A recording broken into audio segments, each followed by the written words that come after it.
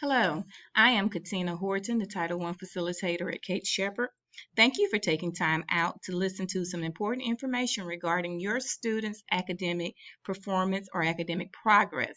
We try to create a video at least monthly, but if we can't stick to that, then every other month.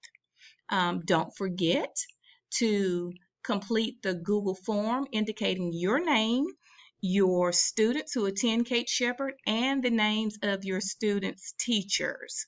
We try to keep track of which class has the most participation. So don't forget to complete the Google form when you get a chance. The purpose of this session is to explain how to access your students' grades. That's quite important, to inform you that ACAP student reports will be sent home within the next week or so, and to provide a few tips to help with the reading and math skills at home.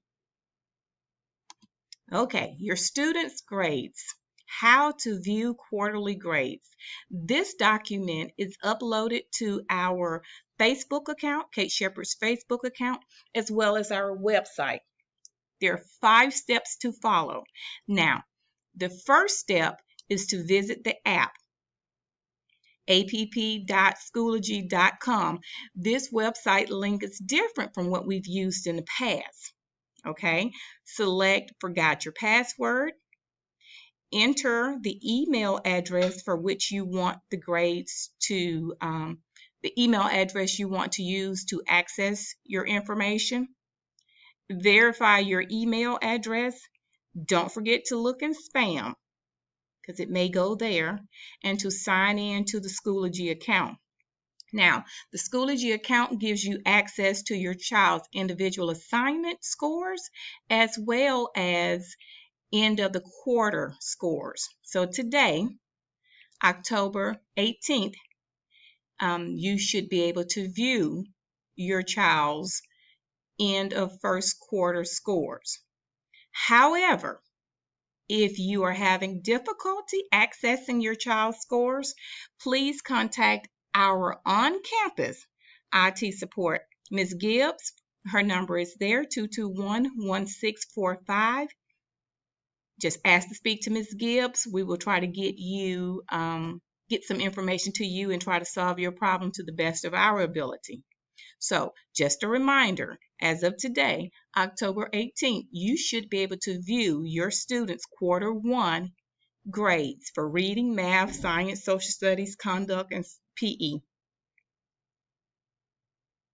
If you cannot locate this document, just remember it is on our website, the Kate Shepherd website. The next item, ACAP parent reports. Students in grades 2 through 5 took the ACAP summative assessment back in May. So let me just give you just a little insight about the ACAP summative.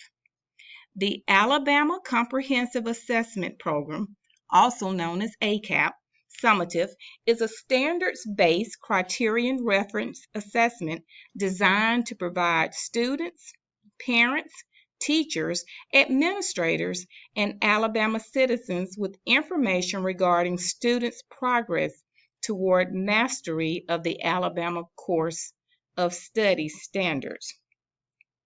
The Alabama Course of Study standards are statements that clearly define what students should know and be able to do at a specific grade within an academic content area. The standards serve as goals for teaching and learning. They enable students, parents, teachers, administrators, and Alabama citizens to know what students should have learned at a given grade level. The ACAP summative is administered statewide once a year in the spring. We began taking the assessment in April, and we pretty much conclude early May. The areas that are assessed are English Language Arts and Math for grades 2 through 8, Science in grades 4, 6, and 8, To ensure uniform testing conditions, the ACAP summative is administered using carefully defined directions, materials, and scoring procedures for all test takers. The assessment is given under strict directions at every school. It is a computer-based assessment, so we do not score the test here on campus. The scores are then processed and returned back to the district around July or August of each year. On the screen, you will see a sample report. Each student in grades 3, 4, and 5 have a report if your student took the assessment last year. We encourage every student to take the assessment. However, if for some reason, if your student was not able to take the test back in April, then you will not have a report. But the reports are very valuable. On the report, you will see your student's demographic information here at the top. You will also see your student's performance level. So this particular student scored in a level 3 on ELA, level 2 in math, and because this student is a 5th grader, science was not assessed. So as a teacher, this helps me to know how this particular student performed on grade 5 standards. At the bottom, here's a breakdown. This is English Language Arts. Now, the English Language Arts portion of the test consists of questions designed to best measure the Alabama Course of Study in reading, writing, and language standards. So this student has an overall score of 545, which places this student at a level 3. The highest level is level 4. Also, each area that is assessed, key ideas and details, craft and structure, writing, language, and literary text also show her progress over to the side. Now, 3 stars is the highest. That student is prepared for the next grade level content. A level 2 or 2 stars mean that that student is on track. And level 1 typically means that student needs some support for the upcoming school year. On the back of your student report, you will find math, a math breakdown, and if your student was in 4th grade last year, you will find science information.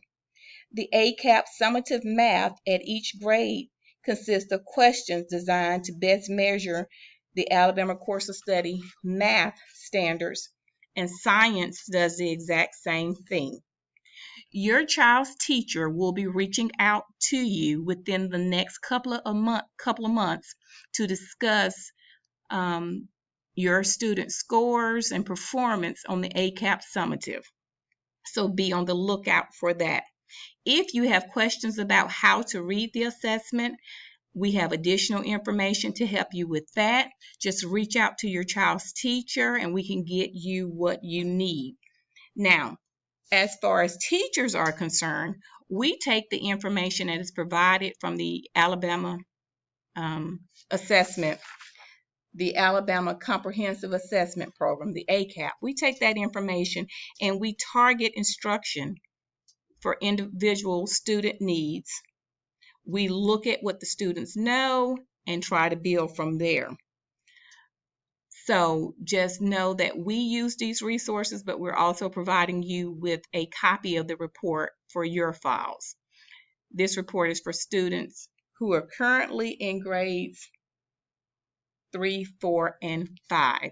Our 2nd graders will take the test this year, but they do not have a report just yet.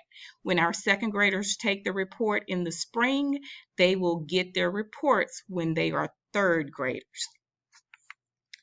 Now, with that being said, ways to help your child at home.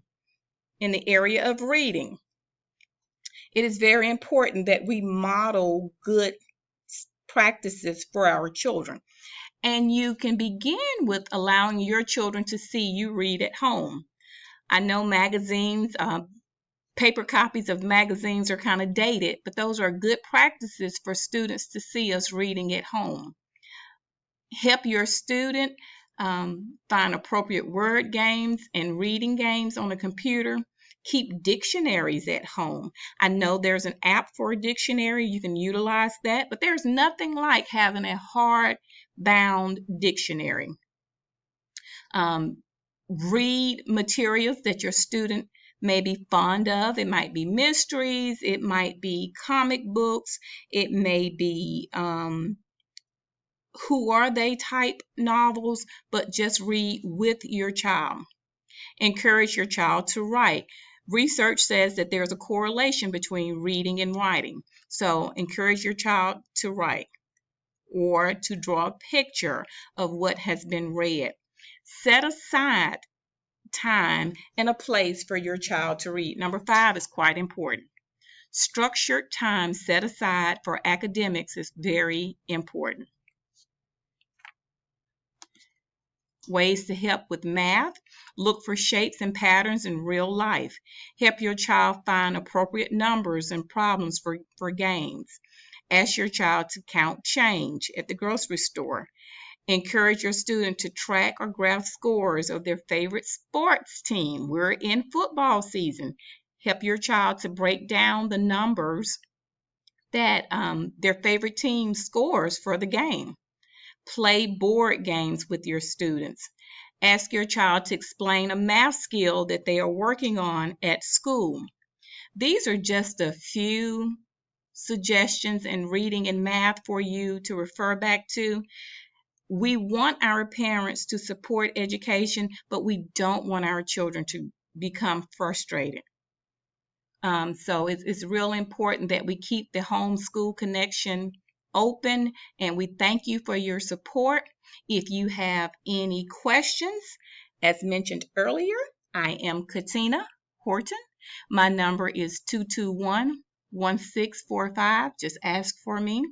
If you have tech questions as far as assessing your child's scores, contact Tiffany Gibbs at 221-1645 or reach out to your child's teacher regarding any content-specific questions you may have. We thank you for your time. We look forward to your input, and don't forget to complete the Google Doc. Thank you.